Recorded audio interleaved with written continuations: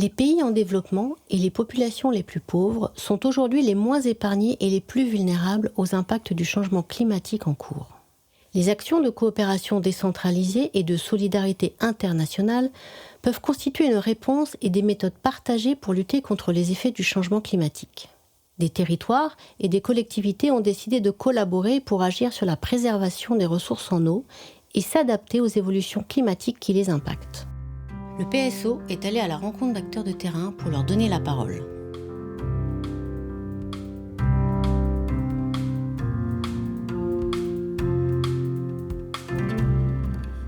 En 2005 a été votée une loi, la loi Oudin-Santini, qu'on appelle aussi la loi du 1%, qui permet aux collectivités locales de consacrer 1% de leur budget au assainissement, jusqu'à 1% de ce budget au assainissement, pour soutenir des programmes d'accès à l'eau et à l'assainissement dans les pays en développement. Donc aujourd'hui, les agences de l'eau sont en mesure de financer les collectivités territoriales de leur bassin qui mettent en œuvre des programmes d'accès à l'eau dans des pays où le stress hydrique est plus fort qu'il ne l'est chez nous. Donc la métropole de Lyon est en coopération décentralisée avec la région Haute-Matchach depuis 2006.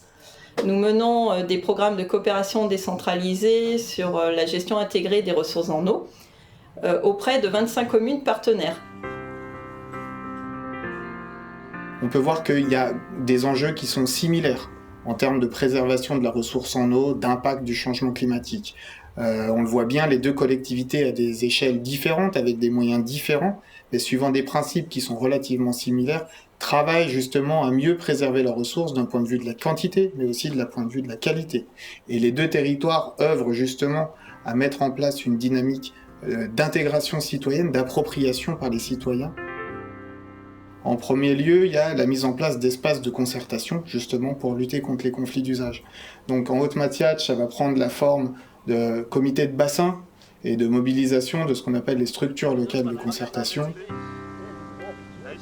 Alors qu'à Lyon, ce sera beaucoup plus la mobilisation des conventions citoyennes ou des assemblées d'usagers de l'eau. Enfin, sur les deux territoires, les collectivités visent à rétablir le cycle naturel de l'eau. Donc en région Haute-Matchach, c'est surtout en amont sur la protection et l'aménagement des bassins versants, alors qu'à Lyon, ce sera beaucoup plus sur de l'hydrologie urbaine, notamment en visant à mieux infiltrer l'eau dans les sols, en mettant en place un principe de ville perméable.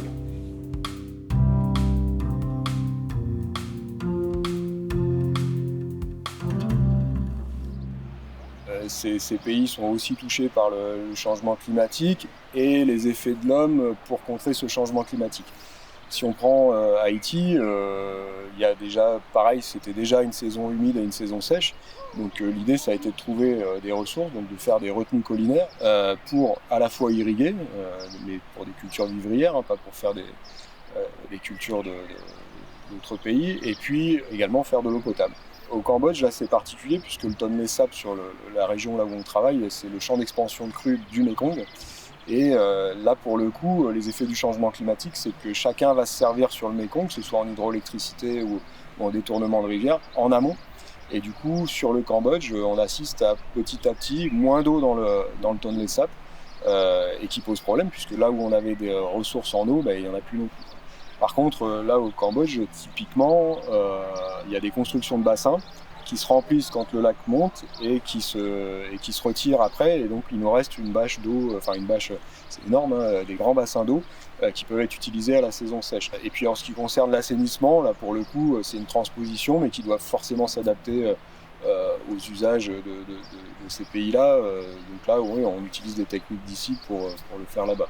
Mais pour l'eau potable, c'est dans une certaine... Il y a des limites, en fait, au-delà desquelles on ne peut pas aller.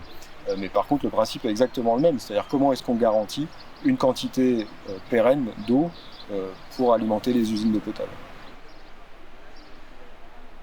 Des enjeux sur l'eau à Dessalines. On a travaillé à un plan d'action. On a constaté que ces enjeux, ils se positionnaient à différents endroits du cycle de l'eau.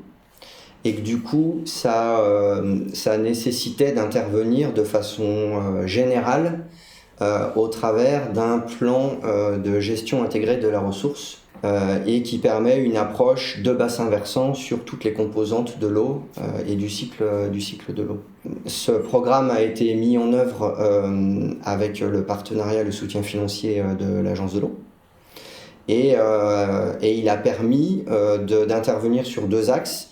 Un premier axe de réalisation d'un certain nombre d'actions, avec des actions très concrètes de délimitation et de mise en place de périmètres de protection de captage pour, une fois de plus, essayer d'améliorer la qualité de l'eau.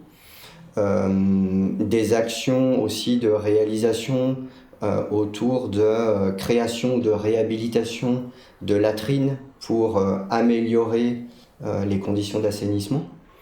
Et puis sur le volet gouvernance, et qui est vraiment une belle réussite parce que c'est des choses qui sont vraiment compliquées à mettre en œuvre.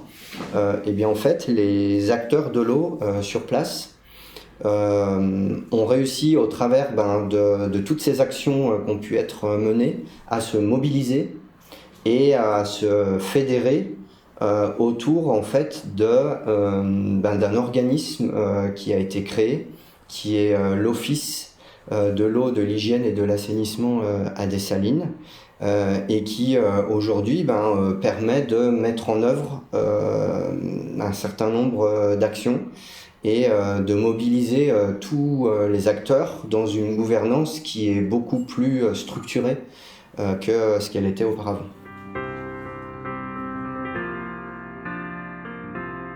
C'est bien aujourd'hui l'intérêt de concevoir des programmes de coopération décentralisée qui permettent de confronter des expériences techniques, de chercher des solutions à un mécanisme météorologique qui est déréglé, qui évolue, qui a déjà plus évolué au sud qu'il n'a évolué encore chez nous, et donc de nous préparer à cette évolution-là. Et c'est cette recherche collective de solutions adaptées à cette situation dégradée qui va nous permettre de donner des réponses aux objectifs du développement durable pour nos collectivités locales, pour nos territoires en France et aussi pour les territoires du Sud.